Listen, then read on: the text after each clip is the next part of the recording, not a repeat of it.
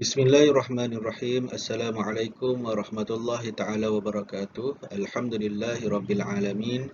Wassalatu wassalamu ala asyrafil anbiya'i wal mursalin wa ala alihi wa sahbihi ajma'in. Qala rabbi shrah li sadri wa yassir li amri wa ahlul 'uqdatam min lisani yafqahu qawli. Subhanaka la ilma lana illa ma 'allamtana. Innaka antas sami'ul alim wa la haula wa la quwwata illa billahil aliyyil azim. Alhamdulillah, syukur kita kehadrat Allah Subhanahu Wa Taala, dia bagi lagi kita peluang untuk kita teruskan siri ulang kaji UPKK, yang mana pada kali ini kita masih kita nak berbincang berkaitan dengan sirah, subjek sirah bagi tahun 3. Pelajaran yang pertama iaitu pelantikan Nabi Muhammad sebagai Rasul. Ditajuk di unit yang kedua iaitu dakwah secara rahsia. Okey, dakwah Rasulullah secara rahsia. Okey, selepas daripada Rasulullah sallallahu alaihi wasallam menerima wahyu, secara automatiknya Rasulullah Nabi Muhammad sallallahu alaihi wasallam telah dilantik untuk menjadi rasul. Kemudian Allah berfirman, Bismillahirrahmanirrahim, dengan nama Allah yang Maha Pemurah lagi Maha Mengasihani. Ya ayyuhal muddassir, wahai orang yang berselimut. Kum fa'anzir, bangunlah serta berilah peringatan dan amaran kepada umat manusia. Wa rabbaka fakabbir, dan Tuhanmu maka ucaplah dan ingatlah kebesarannya. Wa thiyabaka fatahhir, dan pakaianmu maka hendaklah engkau bersihkan. Wazzuj zafahjur, dan segala kejahatan maka hendaklah engkau jauhi. Wala tamnun tastakthir, dan janganlah engkau memberi sesuatu dengan tujuan hendak mendapat lebih banyak daripadanya. Walirabbika fasbir, dan bagi menjalankan perintah Tuhanmu maka hendaklah engkau bersabar terhadap tentangan musuh. Okey, Allah Subhanahu Wa Taala berfirman, Ya ayyuhal muddassir, wahai orang yang berselimut. Okey, ayat ini ditujukan kepada Rasulullah sallallahu alaihi wasallam. Bila mana kita dah bincang dalam video yang lepas, bila Rasulullah berasa takut, kemudian Rasulullah balik ke rumah dan suruh Sayyidatina Khadijah menyelimutkan baginda. Okey, kemudian Allah datangkan kepada Allah turunkan ayat Ya ayyuhal muddassir, bagi tahu kepada Rasulullah, wahai orang yang berselimut. Dia kata, kemudian kum fa'anzir, dan bangunlah dan berilah peringatan dan amaran kepada umat manusia. So kita tahu sifat wajib bagi Rasul ini adalah menyampaikan apa yang diperintahkan oleh Allah Subhanahu Wa Taala, dan itulah yang Rasulullah yang Allah suruh Nabi Muhammad buat. Bila sampainya wahyu Allah Subhanahu Wa Taala, bangunlah. Dan disebabkan inilah maka terjadinya dakwah. Di peringkat awalnya Rasulullah berdakwah daripada mulut ke mulut. Maksudnya dalam keadaan pergi tuju orang tu, pergi sampaikan apa yang Allah perintahkan kepada seorang-seorang, one to one, mulut ke mulut. Belum lagi secara besar-besaran ataupun secara meluas. Maksudnya masa ni di peringkat permulaan dakwah ni hanyalah untuk pergi, dan Rasulullah akan pilih mana-mana orang yang mungkin akan menerima dakwah baginda dahulu. Dia tak terus buat benda ni secara besar-besaran. Okey. Dan berlanjutan disebarkan secara rahsia ini selama 3 tahun kepada sahabat-sahabat rapat dan kaum kerabat baginda sahaja. Okey. Sebab Rasulullah sallallahu alaihi wasallam berdakwah secara rahsia ataupun secara sulit ni adalah kerana ajaran Islam bertentangan dengan pegangan masyarakat Arab. Okey.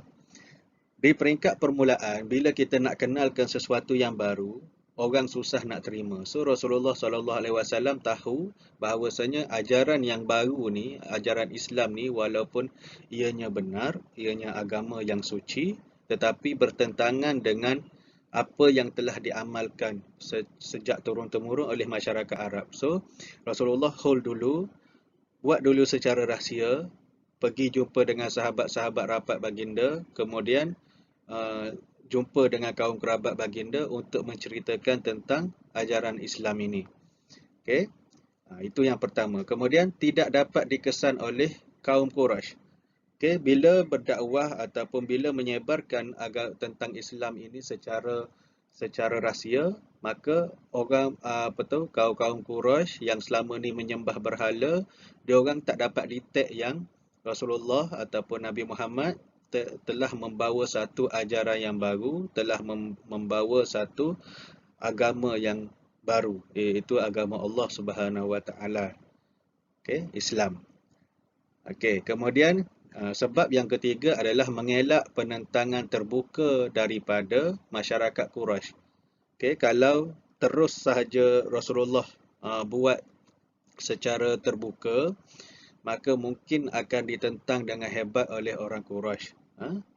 Dan kita tahu siri dakwah Rasulullah ni walaupun dilakukan secara rahsia dan kemudiannya ada secara terbuka, nanti kita akan bincangkan di video yang akan datang, masih lagi ada penentangan yang hebat daripada kaum Quraisy.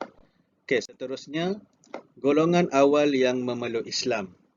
Okey, bila Rasulullah SAW menyebarkan ini berkaitan dengan agama Allah ini, Islam ini, golongan yang awal memeluk Islam dipanggil juga dengan as-sabiqun al-awwalun.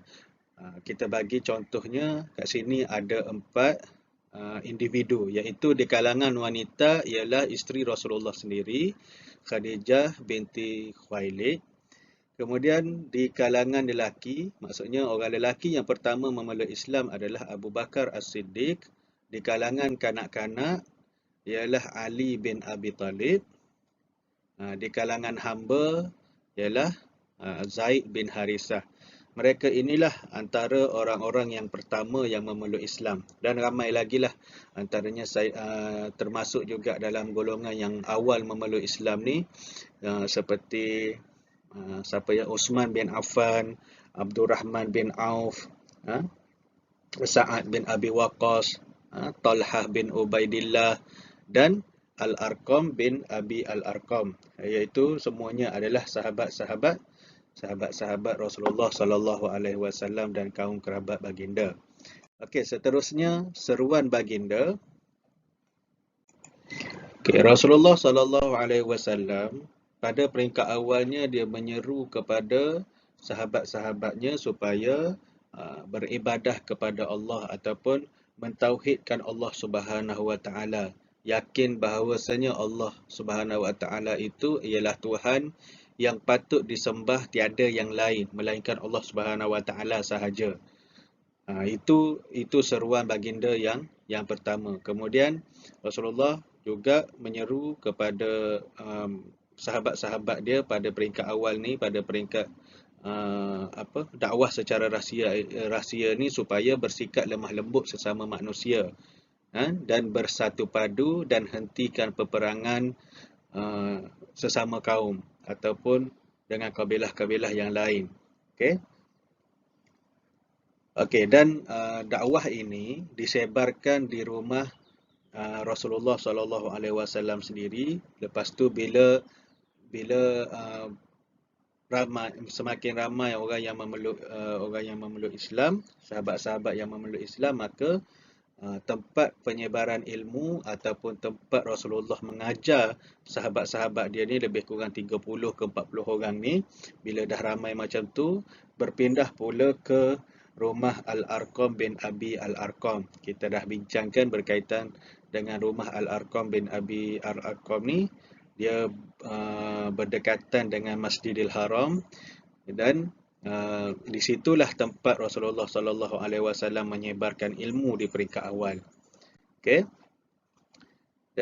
Saya rasa sekadar itu sahaja apa yang kita boleh kongsikan berkaitan dengan sedikit sebanyak yang kita boleh kongsikan berkaitan dengan dakwah secara rahsia, dakwah Rasulullah secara rahsia. Dan mungkin banyak lagi input-input yang lain.